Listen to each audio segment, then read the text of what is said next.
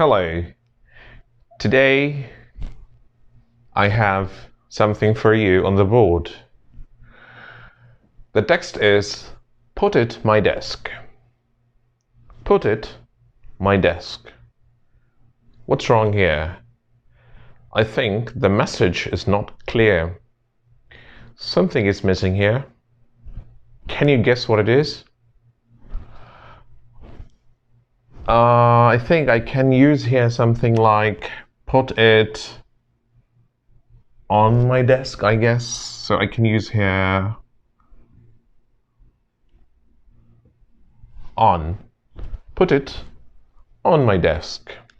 So now by adding this word, the message is now clear. I am bedroom. I am bedroom. Is this clear message? Does it make sense to you when you hear this? I don't think so, because it doesn't make sense to me. It can make sense if you say, I'm in a bedroom. So when you say in, again, I am in a bedroom. So by adding another word like this, I can complete my message. I can convey it to the people, to the listeners. So there will be no more confusion about what I'm saying. So I am in a bedroom. He's in a kitchen. He's in a kitchen. If you say he's a kitchen, he's a kitchen. How can a person be a kitchen? Yeah, a person can be in a kitchen. So the words like on, in, what do we call them in English grammar when we talk about rules and regulation in English language? We call them actually prepositions. Prepositions. Prepositions. So today our lesson is based on prepositions. So we need prepositions to actually express relations in time, space, and relation in abstracts. So we basically need three different reasons of using prepositions in English. This is just a basic concept of prepositions. Let's talk about each of them. Okay, so when we want to make relation between a verb and time, a base verb and a time, so we need to use prepositions here. As I have given you an example, if I say I'm talking to a person in a hospital, I want to schedule an appointment, so definitely I need to make relation between the action and time when you talk about appointments. So here I'm going to say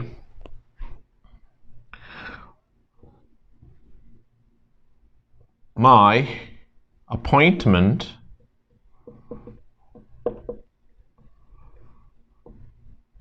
is at 3 p.m. If it's an appointment in a hospital with a doctor or a consultant, so you can say, my appointment is at 3 p.m. So where is a preposition here in this sentence? Can you please identify? Is this a preposition? No, it's not. It's a base verb, a main verb. So what is preposition here? The preposition is the word at 3. For example, if you hide for a second and if you read it, my appointment is 3 p.m. So it won't be correct. It won't make relation In spoken English, in informal English, sometimes it is possible, but if you talk about the grammar rule, you have to use preposition to make relation in time, okay? Now we are talking about the relation in space. Did you remember the first example I wrote here? It was put it on my desk. Put it on my desk. So put it on my desk. Here, the relation of put it my desk. So it wasn't making a relation without prepositions. So when we need to make relations in space, so we can use prepositions on, okay? And now the next thing, which is the last thing here in the concept of relations, we have abstracts. For example,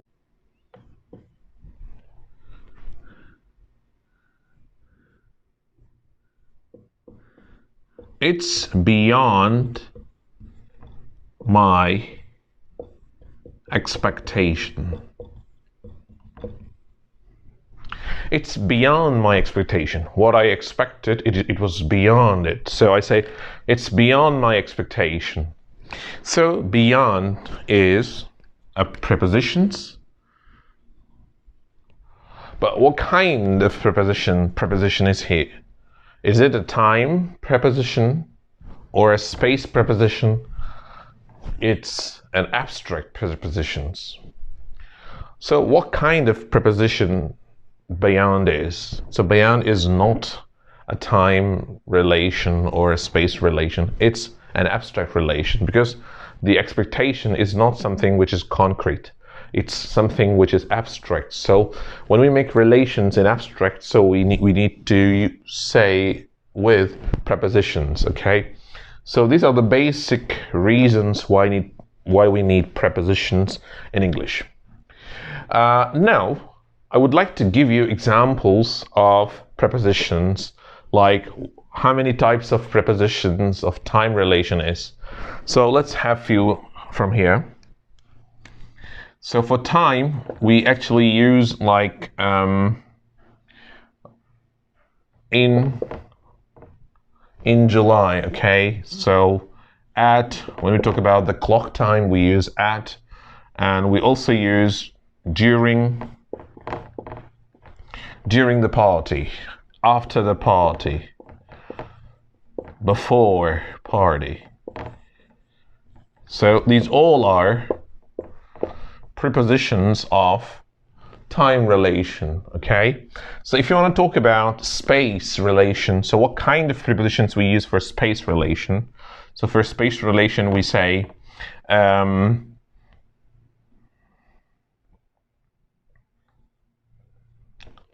the table, under the chair, and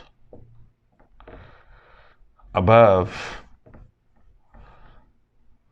your head, in the kitchen, next to the bank. So next to, opposite, in front of, all these are the space relation prepositions. So until now we talked about the time relation prepositions and space relation prepositions. Now we're going to talk about abstract. So all these can be used also as an abstract relation preposition. For example, I said, I write here one example.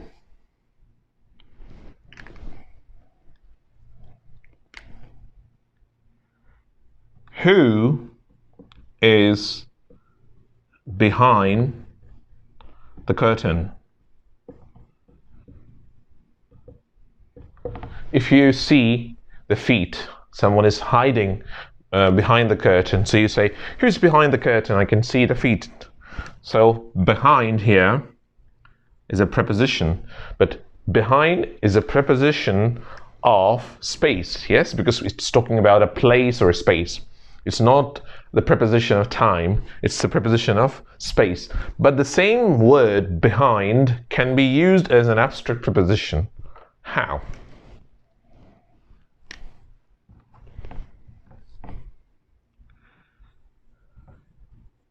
Who is behind his success?